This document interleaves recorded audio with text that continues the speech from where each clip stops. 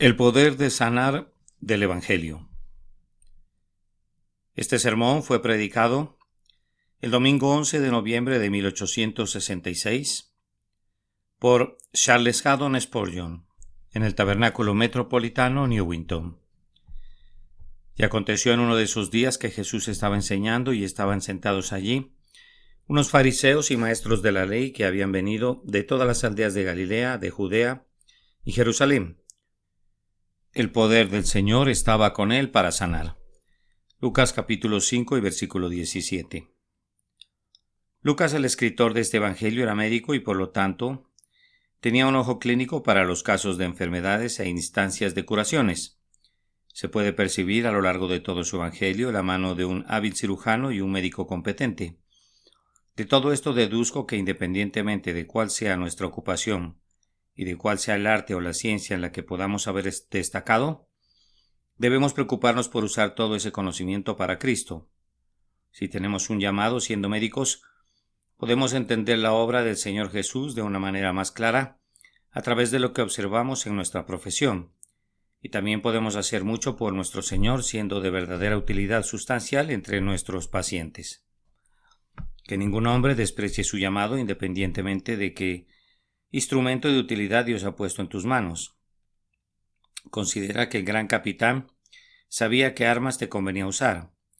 No ambiciones ni la espada ni la lanza de tu vecino, sino que usa lo que el Señor te ha dado y marcha a la batalla de la vida para servirle de acuerdo a tu capacidad.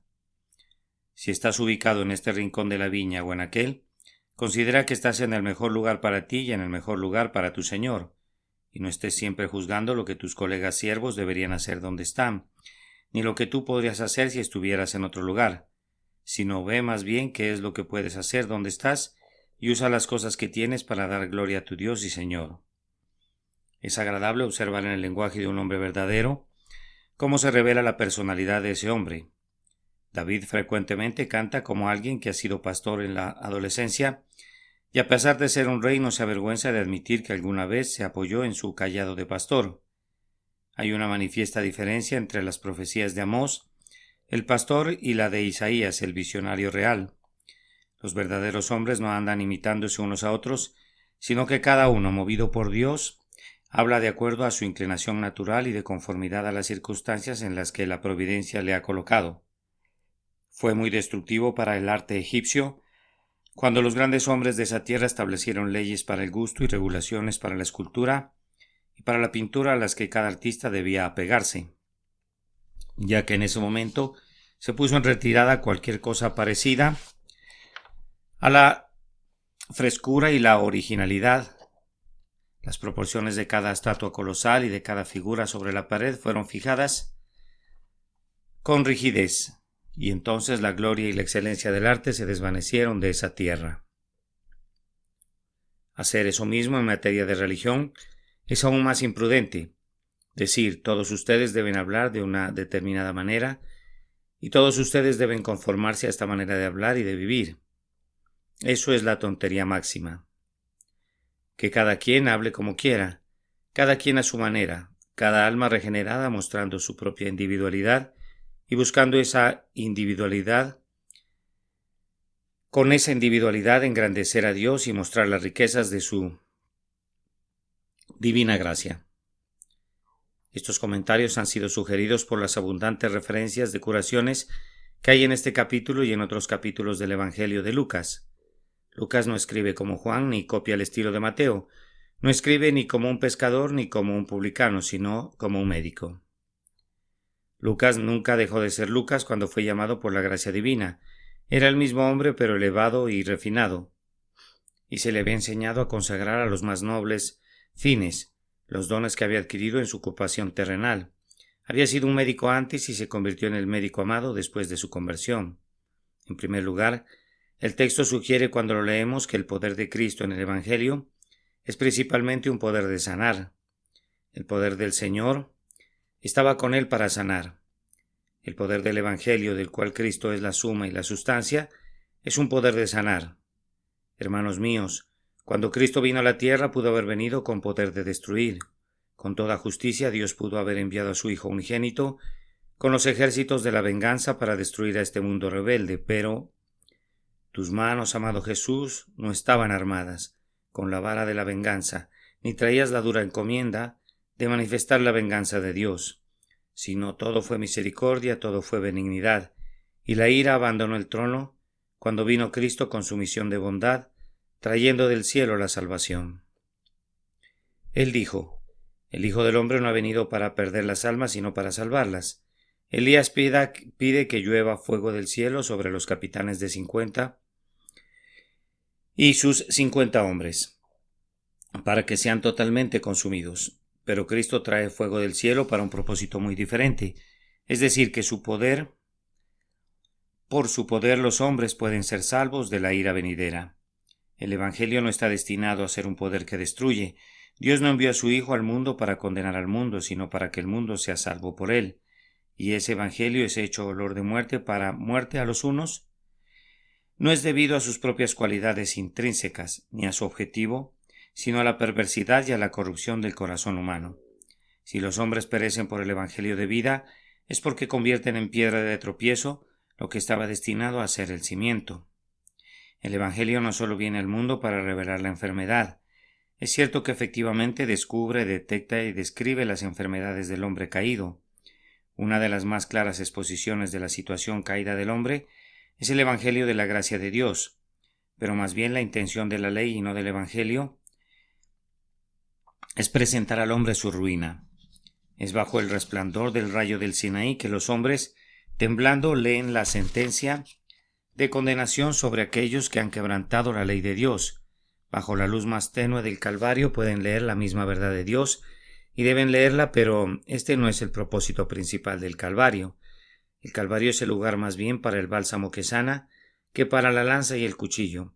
El trabajo de Jesús, nuestro médico celestial, no es tanto diagnosticar la enfermedad, sino recetar y aplicar el remedio. Ciertos filósofos han asumido el trabajo y se gozan en ello, con sarcásticas, sombrías sonrisas en sus rostros, de señalar con sus dedos y puntualizar la corrupción y la debilidad humana como un tema digno del ridículo y del sarcasmo. La filosofía de los estoicos, la sabiduría de tales hombres como Diógenes, no fue sino una demostración sin misericordia y sin corazón de la insensatez humana y del pecado. Su filosofía no conocía ningún remedio y no se preocupaba por buscar uno. Esos filósofos demostraban a la pobre humanidad que estaba embrutecida, engañada, degradada y depravada, y la dejaban en esa condición, pasando de lado como el sacerdote y el levita hicieron con el hombre herido de la parábola. Pero Jesús no venía con una misión infructuosa como esa. Él condena al mundo por el pecado por medio de su espíritu, pero no es para dejar al mundo en un estado de desesperación y sin esperanza de restauración, sino para recuperarlo por su poder. Jesús tiene poder para sanar. Este es su honor y su renombre. Tiene ojo de águila para ver nuestras enfermedades, corazón de león para enfrentarlas valientemente y la mano de una dama para aplicar con suavidad el ungüento celestial. En él se reúnen en perfección los tres ingredientes de un buen cirujano. Amados, confío en que tanto ustedes como yo hemos conocido este poder de sanar en nuestros propios casos, y si es así, sabemos con toda certeza que es un poder divino el que viene de nuestro Señor Jesús, porque Él es ciertamente Dios. Es solamente prerrogativa de Dios curar las enfermedades espirituales. La enfermedad natural puede ser instrumentalmente curada por los hombres, pero aún así debe darse el honor a Dios que da el poder a la medicina, y también da el poder al cuerpo humano para arrojar fuera la enfermedad. Pero en cuanto a las enfermedades espirituales, estas tienen que ser tratadas únicamente por el gran médico. Él reclama esto como su prerrogativa. Yo hago morir y hago vivir, yo hiero y también sano. Y uno de los nombres selectos del Señor es Jehová Rafa, el Señor que te sana, y curaré tus heridas. Es una promesa que podía salir de los labios de un hombre. Esta promesa de curaré de tus heridas solo sale de la boca del Dios eterno. Por esta razón es que el salmista clamó al Señor: Sáname, oh Jehová, porque mis huesos están abatidos, y también sana mi alma, porque contra ti he pecado. También por esta razón los piadosos alaban el nombre del Señor, diciendo: Él sana todas nuestras enfermedades. El que hizo puede sanar al hombre. El que al principio fue el creador de nuestra naturaleza puede crearla de nuevo. Qué consuelo tan transcendente es el que la persona de Jesucristo de Nazaret, en él tengamos a Dios encarnado, porque en él habita corporalmente toda la plenitud de la deidad. Alma mía, no importa cuál sea tu enfermedad, este gran médico puede curarte. Sí, él es Dios, su infinito poder no conoce ningún límite. Sí, él es realmente divino, no puede haber fronteras para la majestad de su poder. Entonces ven con la ceguera de tu entendimiento, acércate con la cojera de tu energía, ven con la mano lisiada de tu fe, ven tal como eres, porque él, que es Dios, ciertamente puede sanarte. Nadie le dirá a la inundación de su amor que sana. Hasta aquí puedes llegar, pero no más allá. La enfermedad humana más lejana puede ser alcanzada por este gran médico. Ten confianza tú, pobre corazón que dudas. Ten una confianza inconmovible en el divino sanador. Aunque nuestro Señor sanaba como Dios, recuerda que Él también poseía poder para sanar por causa de su naturaleza humana. No está escrito: el castigo que nos trajo paz fue sobre Él, y por sus heridas fuimos nosotros sanados.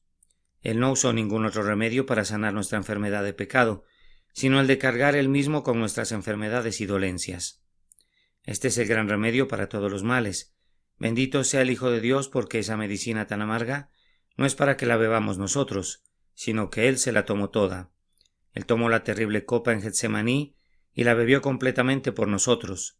Los agudos cortes curativos hechos por la lanza no hieren nuestros cuerpos. Él los soportó en su propia carne. Cuando los torturadores abrieron surcos profundos, estos surcos no fueron abiertos sobre los hombros de los pecadores, sino sobre los hombros del sustituto de los pecadores. ¿Alguna vez oíste, oh tierra, de algún médico como este? De alguien cuyos dolores y pesares y sufrimientos y angustias y tormentos y aflicción y muerte constituyen la única medicina por medio de la cual elimina la enfermedad de los hombres? Bendito Hijo de Dios, si yo confío en ti viendo que tú eres Dios, ¿cuánto voy a amarte? ¿Cómo quiero confiar en ti viendo que eres humano? ¿Con qué gratitud voy a mirar a tu cruz, para verte mientras esas benditas fuentes de salud manan torrentes convertidos en inundaciones de sangre, y mientras tu corazón, fuente de toda salud espiritual, está vertiendo un eficaz raudal celestial que lava todas sus enfermedades al pecador?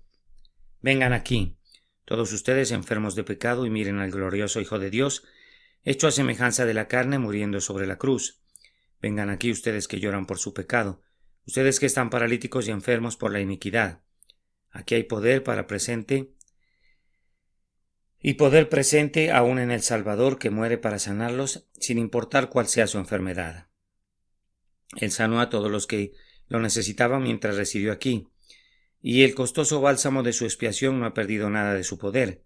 El poder que estaba en Cristo para sanar, que salía de él como Dios y como hombre, se aplicaba de manera preeminente a quitar la culpa del pecado. Al leer todo este capítulo no se detiene con gozo en el versículo 24. El Hijo del Hombre tiene autoridad en la tierra para perdonar pecados. Aquí tenemos entonces una de las artes más poderosas del gran médico. Él tiene poder para perdonar pecados. Mientras vivió aquí abajo, antes de que el rescate hubiera sido pagado, antes de que la sangre hubiese sido literalmente rociada sobre el propiciatorio, Él tenía poder para perdonar pecados. ¿Acaso no tiene poder de hacerlo ahora que ha muerto? Hermanos, ¿qué poder debe residir en Él, que ha pagado con fidelidad hasta el último centavo las deudas de su pueblo? Ciertamente Él tiene poder cuando vemos que ha terminado con la transgresión, ya ha acabado con el pecado. Si tienes alguna duda, míralo levantándose de los muertos. Velo cuando asciende rodeado de esplendor a la diestra de Dios. Escúchalo intercediendo ante el Padre Eterno, señalando a sus heridas, argumentando los méritos de su sagrada pasión.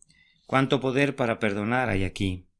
Subiendo a lo alto, llevó cautiva la cautividad y dio dones a los hombres.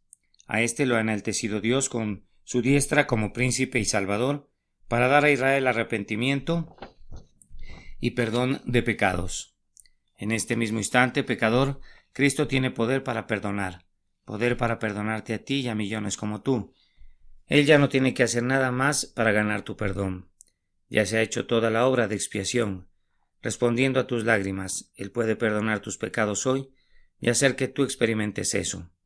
Él puede soplar en tu alma en este mismo instante la paz con Dios que sobrepasa todo entendimiento, que surge de la perfecta remisión de tus múltiples iniquidades.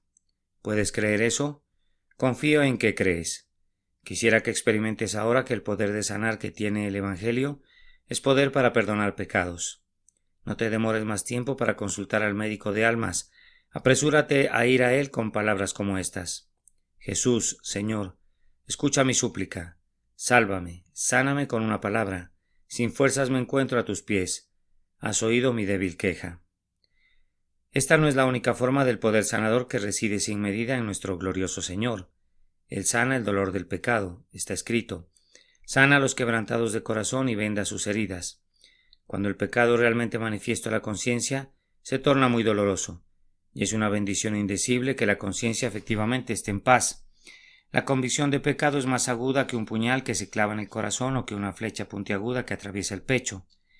Quien se haya dolido alguna vez, sometido a las punzadas de una conciencia que ha despertado, sabe muy bien que no hay dolor corporal que se le pueda comparar. Quebrantado bajo la mano de Dios, un hombre se puede formar de alguna idea acerca de las cuales deben ser las miserias del infierno. Pero proporcionar a ese dolor es el gozo por el alivio que Manuel nos trae cuando nos aplica un bálsamo mejor que el de Galaad y nos da la infalible medicina del cielo para el alma enferma. Cuando Jesús es recibido con fe, Él quita todo nuestro dolor en un instante. Una promesa aplicada por su espíritu, una gota de su sangre que penetra en la conciencia, y de inmediato hay tanta paz, tan honda y profunda que nada se le puede comparar. Lo que el poeta escribió concerniente a la recuperación de una enfermedad corporal es doblemente cierto en relación a la restauración espiritual. Mira al hombre que se ha revolcado largamente sobre la cama de espinas del dolor. Observa cómo recupera su vigor desgastado, y respira y camina nuevamente, la más pequeña flor del valle, la más simple nota que acompaña al turbión, el sol de todos, el aire de los cielos, abren para él las puertas del paraíso. Dios les otorgue a todos ustedes que temen su nombre que el sol de justicia se levante con el poder de sanar bajo sus alas. Jesús también quita el poder del pecado, mi querido amigo. El pecado puede ser, en tu caso, tan poderoso como un torbellino que te sacude a su antojo. Te sientes como si fueras hojas secas arrastradas por la tempestad. Apenas si tienes poder para resistir tus pasiones. Tal vez has cedido durante tanto tiempo ante ciertas formas del mal que ahora eres claramente impotente en la contienda contra ellas. Sin embargo, no te desesperes. Cristo, con toda certeza, te puede liberar. El endemoniado tenía tal energía de mal dentro de él que rompió las cadenas y las ataduras con las que había sido atado. Se hizo él mismo cortaduras con unas piedras y aullaba durante toda la noche en medio de las tumbas. Pero cuando Jesús se acercó a él, muy pronto se le pudo ver vestido y en su pleno juicio, sentado con mansedumbre a los pies del gran médico. De igual manera, ocurrirá contigo, pobre cautivo del mal. No pienses que tienes que ser un borracho o que tu temperamento irascible tenga que controlarte siempre. No concibas que tienes que ser siempre un esclavo de la lujuria, o ser llevado cautivo a la voluntad del demonio. Hombre, donde está Cristo hay esperanza para ti. Y, a pesar de que tienes esa enfermedad desde que naciste, una palabra salida de los poderosos labios del Hijo de Dios te puede curar y devolverte la salud. El poder del Evangelio es un poder para sanar al culpable del dolor y de la influencia del pecado. Jesucristo vino al mundo para destruir las obras del diablo en todas sus formas. No debe olvidarse que el Señor Jesús puede curarnos de nuestras recaídas. He escuchado que algunos dicen que una recaída es frecuentemente más temida por el médico que la enfermedad inicial y que hay frecuentemente un periodo en el proceso de convalecencia cuando el virus de la enfermedad recobra renovadas energías y el médico siente que es en ese momento y no al principio cuando se tiene que pelear la verdadera batalla. Hemos conocido algunos hombres que han profesado la fe y confiamos que fueron renovados, pero que han ido para atrás y son como el perro que se volvió a su propio vómito y la puerca lavada que volvió a revolcarse en el cieno. Hemos tenido que lamentarnos de algunos en quienes el cambio parecía muy grande, pero era superficial, y pronto el poder del mal retornó sobre ellos. Pero, lector caído, Jesús puede sanarte de tus caídas. ¡Cuánta misericordia es esa! Yo los sanaré de su infidelidad. Los amaré generosamente porque mi furor se habrá apartado de ellos. ¿Qué importa que seas 7 veces más un hijo del infierno de lo que eras antes? Y sin embargo, aún así, la eterna misericordia que sacó a una legión de demonios de un hombre, hace ya tiempo puede sacarlos de ti. El poder de sanar de mi Señor es tal que si has recaído hasta el fondo, aún así Él te dice, regresa, regresa, regresa. habrá mayor gozo por ti. Pobre oveja perdida que por las 99 que no se extraviaron. Él se gozará más de recibirte, hijo pródigo errante, que el gozo que tiene por el hijo que siempre permaneció en la casa de su padre. Resumiendo, mi Señor como médico cura de manera súbita. Él solamente toca y la salud se recupera de inmediato. Él realiza curaciones de todo tipo. Aquellas enfermedades que han servido de piedra de tropiezo para otros médicos han sido rápidamente curadas por él. Él nunca falló. No tiene en su diario registrado ningún caso que haya superado su poder omnipotente. Él sana con efectividad. La enfermedad no puede reinar ya más, una vez que ha sido destronada por él. Cuando lanza al demonio fuera de un hombre, ese demonio no regresará nunca. Él sana con su palabra aun a los que piensan que no pueden ser sanados. En relación a las almas no hay ningún hospital para enfermos incurables, pues no hay nadie incurable. El amigo de los pecadores también puede salvar por completo a los que por medio de él se acercan a Dios. Casos de enfermedades tan terribles que los hombres dicen, apártenlos de nuestra vista. Vicios tan detestables que su simple mención hace enrojecer la mejilla de la modestia. Casos como estos, la mano maestra de Manuel puede sanar. Para Dios no hay imposibles y para el Hijo de Dios no hay nada difícil. Él puede salvar al peor de todos los pecadores y al más vil de los hombres. En el grado más alto que se pueda concebir, el poder del Evangelio es poder de sanar. Ven, pobre pecador, y míralo a él que puede sanar tus heridas mortales. Ven, míralo a él y vive. Levanta hacia la cruz tus ojos llorosos.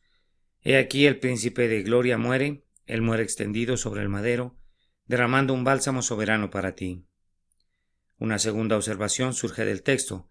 Hay periodos especiales en los que se manifiesta de manera especial el poder de sanar. El versículo que estamos analizando dice que un cierto día el poder del Señor estaba con él para sanar, y por esto yo entiendo no que Cristo no es siempre Dios, ni tampoco que algunas veces será incapaz de sanar, sino que entiendo que había ciertos momentos en los que le agradaba manifestar su divina energía para sanar en grado no acostumbrado. El mar nunca está vacío. Siempre está igual de lleno tanto en un momento como en otro, pero no siempre está a punto de desbordarse. El sol nunca está a media luz, brilla con igual fuerza a todas horas, y sin embargo no siempre tenemos día ni tampoco podemos bañarnos siempre con el calor del verano. Cristo es la llenura misma, pero esa llenura no siempre se desborda. Él puede sanar, pero no siempre está ocupado en sanar. Hay momentos en los que el poder de salvar se manifiesta más de lo usual, tiempos de refresco, estaciones de avivamiento, días de visitación, días aceptables, días de salvación. Cualquier estudiante de la historia del mundo que la haya leído en la luz de la verdadera religión habrá observado que han habido periodos especiales en los que el poder de Dios ha estado presente de manera especial para sanar a los hombres. Mi convicción solemne es que estamos viviendo en uno de estos periodos, que el momento presente es uno de esos momentos prefijados cuando el poder de Dios se manifiesta de manera especial. Deduzco esto de muchas señales, incluyendo este texto que ayuda a mi convicción. Observen que es la ocasión mencionada en el texto, que en esta ocasión había un gran deseo de la multitud de oír la palabra. Al principio del capítulo leemos que se agolpaban sobre él junto al lago. Más adelante los encontramos viniendo de todas las aldeas en grandes multitudes. Se hace una especial mención de maestros de la ley y de los fariseos, los últimos en ser impresionados, pero que sin embargo, conmovidos por el entusiasmo general, se encontraban mezclándose con la muchedumbre. Se nos informa que el pueblo se aglomeraba alrededor de la casa de tal manera que el paralítico no podía ser metido a la casa, excepto bajándolo por el tejado en medio. Cuando el poder de Dios se está moviendo, hay un movimiento correlativo entre la gente. Querrán oír cuando el poder de Dios está con el predicador. Consideren como un signo de la gracia divina cuando las casas dedicadas al culto de adoración están llenas. Estén seguros que el Señor va a llenar las redes cuando los peces se junten alrededor de la lancha. No podemos esperar que el Evangelio sea bendecido para quienes no lo escuchan. Podemos esperar con toda legalidad y propiedad que sea una bendición para quienes tienen una intensa necesidad de escucharlo. En este momento veo un avivamiento religioso en medio de las masas de Londres, no tan grande como uno quisiera, pero sin embargo allí está, y debemos estar agradecidos por eso. No tendremos que aguantar por largo tiempo las tonterías del pusellismo. La opinión pública nos ayudará a derrumbarlo. Ha tomado mucho tiempo para que nuestra nación se despierte, pero se despertará después de todo. Me parece que veo la marea del sentimiento popular yendo en la dirección correcta. Los hombres están ahora ocupados con pensamientos religiosos, y ya sea que piensen correcta o incorrectamente, hay un mayor interés por la verdad religiosa de lo que hubo antes, y allí donde los ministros predican con sencillez y con amor el Evangelio de Cristo, en ese momento siempre tienen oyentes. Este es un signo cierto de que el poder del Señor está presente para sanar. Observen a continuación que el poder de sanar estaba claramente presente cuando Cristo estaba enseñando. Presten mucha atención a la hora favorecida. Jesús estaba enseñando. Jesús vinculaba la curación con la enseñanza. Así sucedía con la curación material y con mayor razón con la curación espiritual, pues la fe es por el oír y el oír por la palabra de Cristo.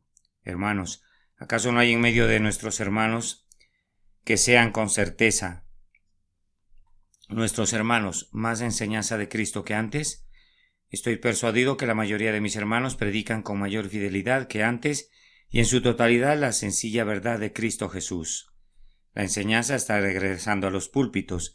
Ahora préstame mucha atención, querido lector. Ya seas salvo o no, si tú estás presente en el lugar donde Cristo es predicado en su totalidad, donde es levantado, exaltado, proclamado y recomendado a ti, entonces estás en un lugar donde Él también está presente para sanar. ¿Acaso no está escrito, y yo, cuando sea levantado de la tierra, atraeré a todos a mí mismo? Una señal adicional del poder presente se encuentra muy claramente en la gente enferma que fue sanada por Jesús. Nosotros también sabemos que en este mismo templo no pasa un domingo sin que se conviertan algunas almas. Tenemos el testimonio de casos de cientos de personas a quienes Dios ha bendecido por medio de la historia de la cruz presentada de manera sencilla. Esta es una prueba positiva que cuando se enseña el tema de Cristo y las almas están siendo bendecidas, Él está presente de una manera admirable para sanar. Debemos notar otra cosa, es decir, que este tiempo particular mencionado en el texto fue precedido por una temporada especial de oración por parte del principal actor. ¿Se dieron cuenta de eso?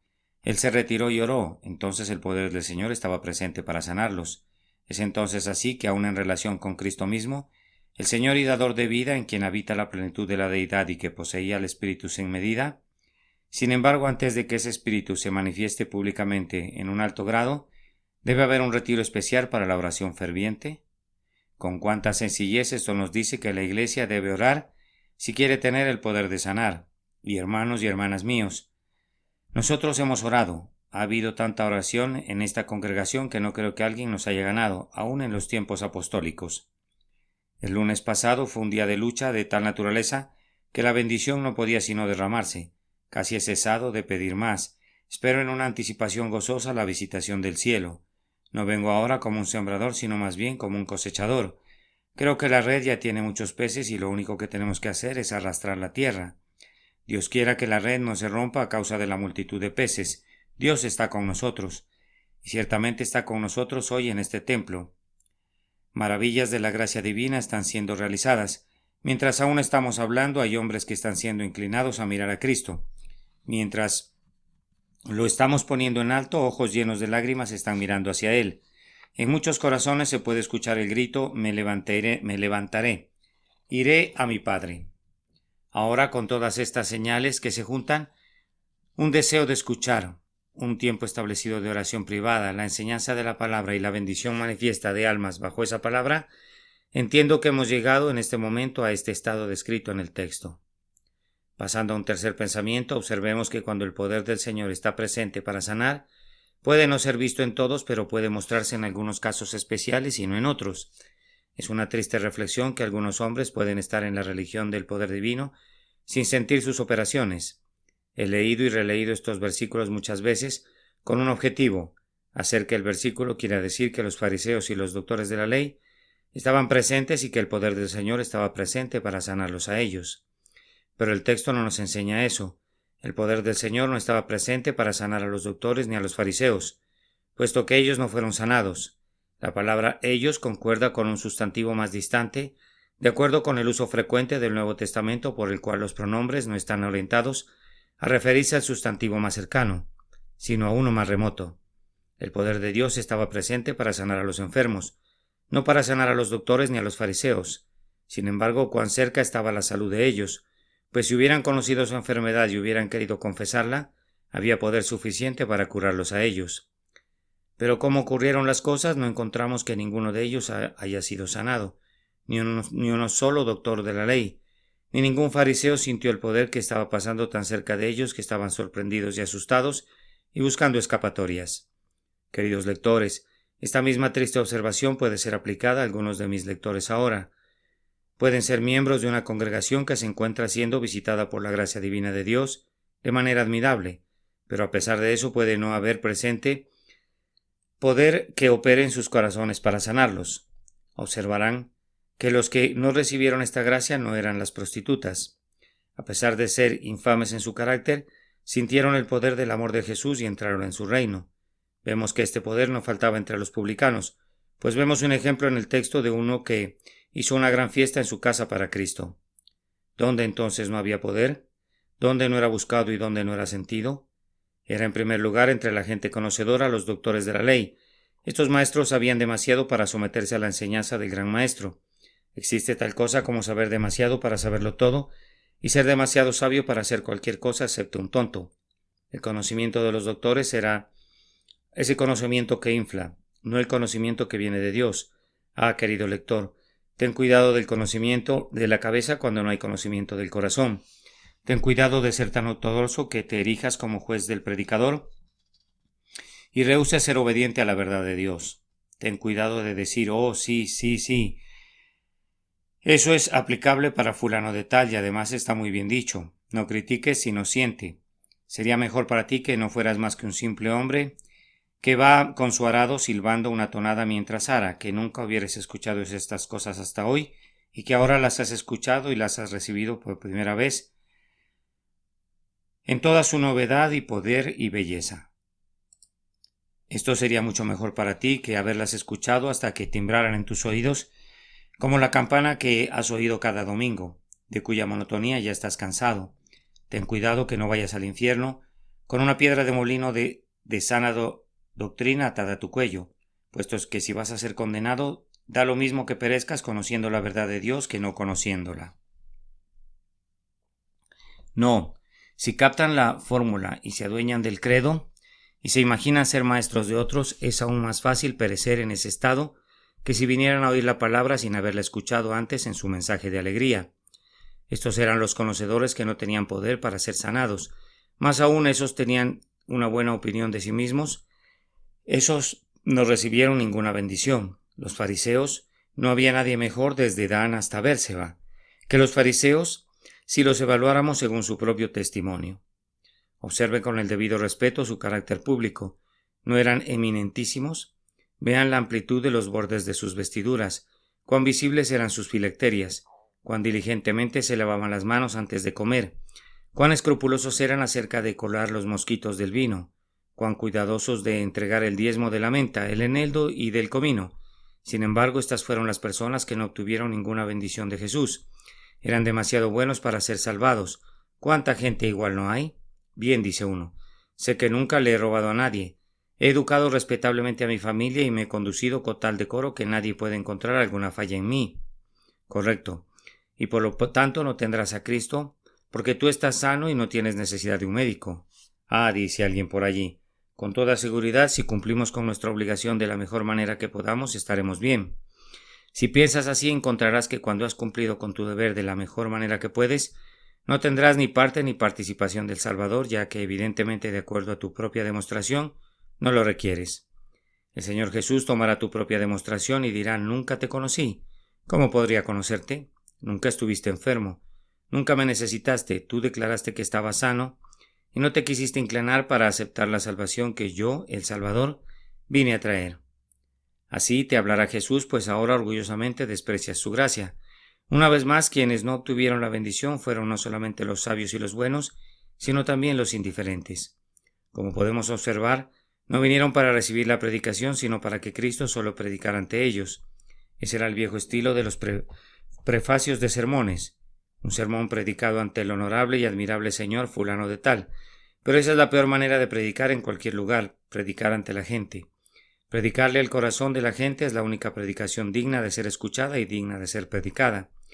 Pero no vinieron para que Cristo los operara. No eran sus pacientes, eran únicamente visitantes en los hospitales. Como visitantes iban alrededor de las camas y revisaban las recetas colocadas en las cabeceras de los enfermos y observaban cada caso. Y cuando vino el médico y comenzó a ejercer su oficio en los enfermos, estaban parados allí observando su tratamiento, imaginando en todo momento que ellos mismos no estaban enfermos. Si hubieran estado en sus lechos de enfermos, podrían haber sido sanados, pero solo se interesaron de manera superficial en la curación, pues no vinieron para participar en ella. Mucho cuidado, queridos lectores. No vayan a los lugares de adoración como simples espectadores. No habrán espectadores en el cielo, ni tampoco habrán espectadores en el infierno. Mucho cuidado de no jugar a ser espectadores en la adoración de Dios aquí. Cada verdad de Dios dicha por los siervos de Dios tiene mucho que ver contigo. Si es amenazante y estás en hiel de amargura, es tuya. Tiembla al oírla. Si es la promesa de amor divino, entonces si no eres partícipe de ella, debes de sentir temor, vergüenza y alarma y volar a Cristo para que puedas participar de ella. Quienes no obtienen ninguna bendición son los que suponen que no la necesitan particularmente, habiendo venido simplemente para ver y ser vistos, pero no para recibir la curación. Quienes no sintieron el poder sanador se burlaban y dudaban. Más adelante en el mismo capítulo dijeron: ¿quién puede perdonar pecados si no solo Dios? Cuando un hombre no obtiene ningún bien del ministerio, es casi seguro que piensa que no hay ningún bien en el ministerio, y cuando él mismo, agachándose a beber, no encuentra agua en el río, concluye que está seco. No se da cuenta que es su propia rodilla terca la que no se dobla o que su boca voluntariamente no se abre para recibir el Evangelio. Pero si discuten, si hacen preguntas, si disputan, conocemos su raza, entendemos a qué raza pertenecen y sabemos lo que les dijo Jesús hace tiempo: serpientes, generación de víboras, ¿cómo os escaparéis de la condenación del infierno? Si alguien no escapara, seguramente será quien solamente oye el Evangelio para hacerlo el motivo de su sarcasmo y el objeto de su ridículo, que miran con desprecio a la cruz misma, con un Salvador agonizante sobre ella, y enrollan su lengua contra su mejilla y hacen burla y sarcasmo de las agonías del Redentor del mundo. Tengan mucho cuidado de no tener esas burlas en sus bocas aquí en la tierra, porque luego tendrán que digerirlas en el infierno. Tengan cuidado de que su burla no se vuelva contra ustedes en el último gran día, cuando las palabras de Salomón tengan su cumplimiento. Pero por cuanto llamé y os resististeis, extendí mis manos y no hubo quien escuchara, yo también me reiré en vuestra calamidad. Me burlaré cuando os llegue lo que teméis. Había personas entonces para quienes el poder presente de sanar de Cristo no sirvió para nada, y puede haber tales personas ahora. Amigo mío, ¿eres tú uno de ellos? En último lugar, quiero que los cristianos observen aquí que cuando el poder de Cristo estaba presente, hacía fluir la energía de quienes eran sus amigos para trabajar mientras ese poder era manifiesto. Mis queridos hermanos y hermanas, especialmente los miembros de esta iglesia, lo que tengo que decir está dirigido con toda sinceridad a ustedes. Ustedes podrán percibir que tan pronto como se descubría que el poder de sanar era efectivo, los corazones amantes deseaban traer a otros para que también pudieran experimentarlo. 4 personas tomaron cada esquina de la cama y trajeron a un paralítico que no podía venir por sí mismo. Lo bajaron por el tejado en medio con mucha incomodidad. Dios estaba bendiciendo a la iglesia ahora. Los cristianos, hombres y mujeres, se unen para orar por los amigos que no pueden o no quieren orar por sí mismos. Y si te encuentras con alguno que sufre de una profunda angustia, que paralizado por la desesperación no puede levantar el dedo de la fe, esfuérzate por traerlo para que oiga el Evangelio. Tráiganlos donde Cristo está haciendo milagros. Si uno de ustedes no puede prevalecer para traer el caso ante el Señor, únanse en 2 de ustedes. Si 2 no bastan, que 4 mezclen sus peticiones. Si 4 no son suficientes, díganlo a la iglesia y pidan la oración de todos. Pero esfuércense por traer pecadores moribundos donde Cristo está haciendo milagros espirituales. Si leen más adelante en este capítulo, comprenderán cómo se puede traer a algunas personas al Salvador que de otra manera nunca oirían acerca de él. Leví hizo una gran fiesta, pues pensó: quisiera que Jesús viniera y predicara a los publicanos. Son muy grandes pecadores igual que yo, si yo lograra que al menos lo escucharan, podrían ser convertidos. Pero, pensó él, si les pregunto dirán que no pueden darse el lujo de perder un día de trabajo. No les interesa oír un sermón. Así que, dijo él, los voy a traer de esta manera. Los voy a invitar a mi casa a una fiesta. Entonces seguramente que vendrán, y después le pediré a Jesús que venga y coma con ellos, y sé que Él no los va a dejar sin darles una buena palabra. Así que, como verán, El uso de las artes de los cazadores de pájaros cuando están ansiosos de tomar a su presa, de la misma manera no podrían ustedes estar alerta y preocupados con lo que les rodean como Leví lo estaba. No podrían invitar a los perdidos y a los que no guardan el domingo a la casa de ustedes o de alguien más y usar medios para atraerlos bajo el sonido de la palabra de Dios. ¿Qué acaso, si tienen unas pocas flores en su cuarto cuando llueve en el verano, si no las sacan para que reciba la lluvia, ustedes ponen todas las maletas fuera en el jardín bajo la lluvia? Hagan lo mismo con sus amigos, con sus vecinos, con sus hijos, con sus parientes. Mientras cae la lluvia de la gracia divina, traten de ponerlos bajo su influencia. Y si no vienen de una manera, traten de otras maneras. Solamente pónganlos donde el poder del Señor está presente, pues tal vez puedan mirarlos y ellos a su vez puedan mirarlo a Él para ser sanados. Y déjenme decirles para terminar que si no se salvan tú no tendrás ninguna responsabilidad, de la misma que después de hoy yo no tengo ninguna responsabilidad. Les hemos proclamado a ustedes muchas veces que Cristo Jesús vino al mundo para salvar a los pecadores. Les hemos dicho que el Padre Celestial está deseoso de recibir a los pecadores que vienen a Él, que Él se goza en la misericordia, que Él puede quitar completamente el pecado. Les hemos dicho que la sangre de Cristo puede limpiar al más sucio, que todo tipo de pecados y blasfemias les serán perdonados a los hombres. Les hemos urgido a salir volando veloces como palomas hacia las heridas de Jesús. El poder del Espíritu de Dios ha llevado a muchos de ustedes a venir a Él y ustedes son salvos. Pero debemos lamentar que todavía hay una multitud de personas que no son salvos. Bueno, si ustedes perecen no es porque Cristo no ha sido predicado en sus calles. Bajarán al infierno algunos de ustedes con la luz brillando en sus párpados, pero con sus ojos voluntariamente cerrados a ella. Ustedes van a perecer con la voz de la misericordia sonando en sus oídos, y en el infierno ustedes serán un terrible monumento a la justicia de Dios, quien entonces les dirá: ustedes pecaron contra la luz y el conocimiento, contra el amor y la misericordia. Si perecieron los que despreciaron la ley de Moisés, ¿cómo escaparán ustedes si descuidan tan grande salvación? Que el Espíritu Santo ahora, con poderosa energía, aplique la preciosa sangre de Jesús a cada uno de mis lectores, y a Dios sea la gloria por toda la eternidad. Amén. Bendito Salvador, a tus pies me arrojo para recibir allí mi salvación o morir, pero la gracia prohíbe ese pensamiento doloroso, porque la gracia poderosa triunfa aquí. Tú sacarás el dardo envenenado y vendarás y sanarás el corazón herido. Adorna mi cara con la salud recuperada y cambia en luz la lúgubre oscuridad. El poder de sanar del Evangelio. Este sermón fue predicado el domingo 11 de noviembre de 1866 por Charles Haddon Spurgeon en el Tabernáculo Metropolitano Newington. Y aconteció en uno de esos días que Jesús estaba enseñando, y estaban sentados allí unos fariseos y maestros de la ley que habían venido de todas las aldeas de Galilea, de Judea y Jerusalén.